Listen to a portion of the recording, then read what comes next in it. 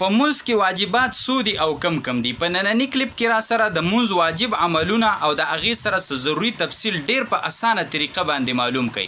زما محترم ورونو په مونځ کې د واجبو داسې مقام او مرتبه ده لکه د انسان لاسونه او خپې. د انسان نه که لاس او خپه کټ کړلی شي نو د دې کټ کولو په وجه دی ژوندی پاتې کیدی شي، خو دا انسان به ناقص ښکاري، دی به عیبجن ښکاري او دا انسان به نیمګړی ښکاري. دغه شان که په مونځ کې واجب عمل پاتې شي نو د دې په وجه دا به مونځ وي، خو دا مونځ به سره د غټ نقصان نه وي، دا به ناقص او عیبجن او نیمګړی وي. نو راځئ چې موږ او تاسو واجب عملونه معلوم کړو چې د دې په وجه زموږ او ستاسو مونځ د نقصان نه بچ شي. ګوره جی په مونځ کې اول نمبر واجب دا دی چې د فرضو لومبني 2 رکعتونه د قرت دپاره مقررول دا واجب دي. په مونځ کې چې ته کوم قرت کې الحمد وې او د هغې سره صورت یو ځای کې نو د فرض مونځ اولني 2 رکعتونه د دقه قرت دپاره مقررول دا په مونځ کې څه دي؟ دا واجب دي. که چا په اولنو 2 رکعاتو کې دغه شان قرت او نکو نو د دنه واجب څه شو؟ دا پاتې شو. دا نمبر 1 شو. دویم نمبر په مونځ کې واجب د فرض مونځ د تشو رکعتونو نه علاوه ډک رکعتونه او د ټولو مونځونو هر یو رکعت کې سورة فاتحه یعنی الحمد ویل دا څه دي؟ دا واجب دي. دویم نمبر کم یو شو؟ د فرض مونځ د تشو رکعتونو نه علاوه ډک رکعتونه او د دې نه علاوه د ټولو مونځونو په هر یو رکعت کې سورة فاتحه یعنی الحمد ویل څه دي؟ دا جی واجب دي. دا دو شو. دریم نمبر په مونځ کې واجب چې کم دی نو د فرض مونځ اولني 2 رکعتونه او دغه شان د واجبو او د سنتو او د نفلو ټول رکعتونه. د فرض مونځ اولني 2 رکعتونه د واجبو او د نفلو او د سنتو ټول رکعتونه په دې کې سورة فاتحه یعنی الحمد ویل او د دې سره کم از کم یو غټ آیت مرګره کول چې 10 حروف یا د دې نه پکې سیوا وي، او که غټ آیت نه وي نو واړه کم از کم 3 آیاتونه او یا د دې سره یو سورت مرګره کول دا څه دي جی؟ دا واجب دي. په دې به تاسو پوه شوي یې. څلورم نمبر په مونځ کې واجب چې کم دی نو الحمد د سورت نه مخکې ویل دا واجب دي. که چا سورت را مخکې کو الحمد وروسته کړله نو د دنه واجب پاتې شو، نو الحمد به اول وی او بیا به ورپسې سورت وی نو دا په مونځ کې واجب دی. دا څلور شو. پنځم نمبر په مونځ کې واجب قرت، رکوع، سجدي او رکعتونه په ترتیب سره کول. په دې کې ترتیب ساتل ټیک شوله. قرت دی، رکوع ده، سجدي دي او رکعتونه دي نو دا په ترتیب سره کول دي کې ترتیب ساتل دا په مونځ کې څه دی جی؟ دا 5م نمبر واجب دی. 6م نمبر چې په مونځ کې واجب دی نو هغه قومه کول دي چې د رکوع نه ته پاسی د رکوع نه نو دې ته قومه وي. د رکوع نه چې واپس پورته شي او بیا سجدې لځي نو د رکوع نه د پاسېدلو ته قومه وي چې ستا ملا مکمل نیغه شي او ستا اندامونه ودرېږي، ملا د مکمل نیغه شي نو دې ته قومه ویلی شي. دا واجب ده. که څوک د رکوع نه ډایرکټ سجدې له لاړې او د رکوع نه پورته نه شو نو د دنه واجب څه شو جي؟ دا پاتې شو. دا 8م نمبر په مونځ کې څه دی جي؟ دا واجب دی.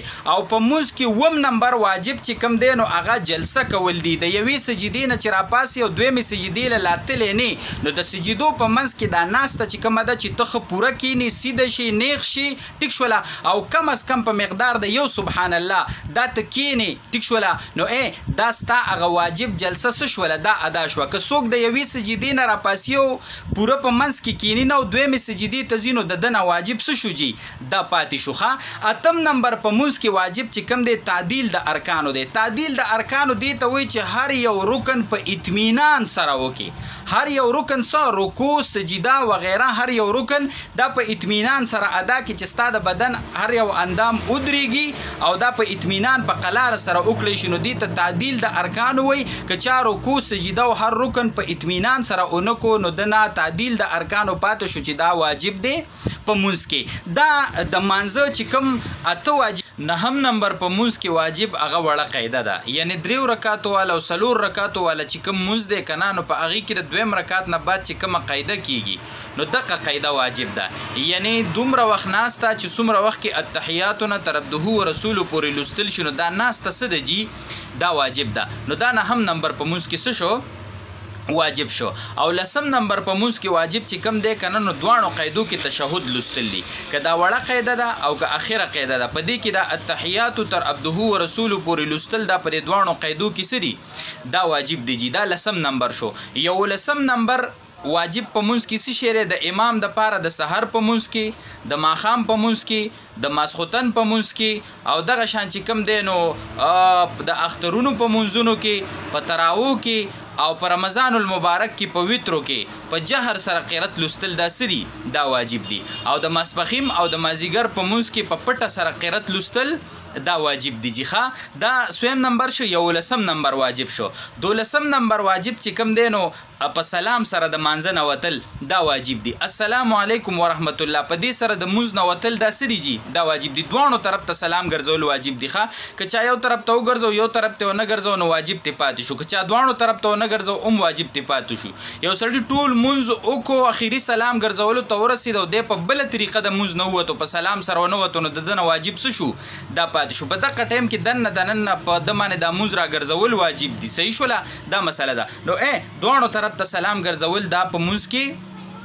12 نمبر واجب شو خو په دې کې دا السلام لفظ نه دی دا السلامو که چا دومره ویل نو واجب ادا شو علیکم ورحمت الله نه دا پکې سنت ته که چا صرف السلام او یو طرف ته بل طرف ته نو واجب ادا شو د مون صحیح دی خو علیکم ورحمت الله ویل پکې سری دا پکې سنت دی نو دا 12 نمبر واجب شو 14 نمبر واجب چې کم دی نو په وترو کې د دعای قنوت لپاره چې تکم الله اکبر وینو دا څه دی جی دا واجب دی لکه په دریم رکعت کې ته د قرات نه فارغ شې نو رکوع ته نزي الته ته د دعای قنوت لپاره غوګونو ته ګوتې ویسي الله اکبر وي دغه الله اکبر ګوره واجب دی دا درنه چرته پاتې نشي او دغه دعای قنوت چې کم دی نو دا څه دی جی دا واجب دی نو دغه مخصوصه دعا چې کومه ده کنه اللهم انا نستعينك ونستغفرك ونؤمن بك دا دعا چې کومه ده دا مخصوصه نو دا ګوره واجب نه ده ښه د دې په ځای کې اره یو دعا ولستل شي نو واجب به پوره شي که چا پکې اللهم ربنا ویلا یا ربنا ظلمنا ویلا بل دعا ویلا نو په دې سره دا واجب څه شو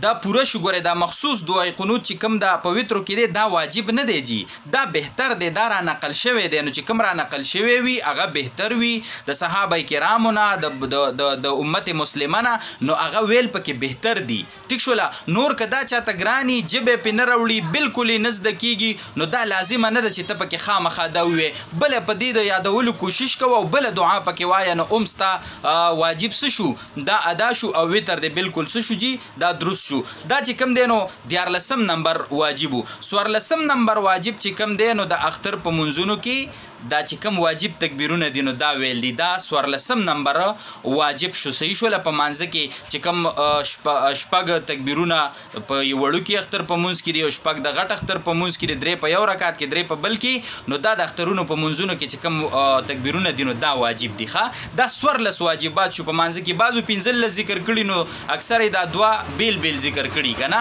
او بعضی چا چې کم د 14 سره ذکر کړي لکه تابعداري د امام چې کم ده نو دا څه دا واجب ده نو بعضی چا پکې دام ذکر کړي نو اوس مقصدی خبره واوره که په دې ټولو واجباتو کې د چانه یو واجب پاتې شو ټیک شو په خطا کې نو په اخر کې په د باندې سجده سهو څه شو لازم شو سجده سهو به وکړي د مونږ بالکل درست شو او که چا سجده سهو نه کړه نو په دغه ټیم کې دننه په د مونږ را ګرځول واپس واجب دي او کراوي نه ګرځو ټیم تیر شو نو مونږ شوی د خو سره د غټ نقصان نه او که چا په قص په دې کې یو واجب پرې خو نو په سجده سهو باندې کار نه کیږي د دې مونږ را ګرځول په د باندې سری جی دا په د باندې واجب دي دا مسله جی ځان سره دا ضروری یاد کړئ په خپل او په دې کې بخل مکوي مرګرو ته ورسوي چې دا مسائل خلکو ته ورسي او زده شو ته دا غي منځونه سم شي زمونږ او تاسو په واسطه نو مونږ او تاسو ته په الله اجر راکړي وصلی الله علی النبی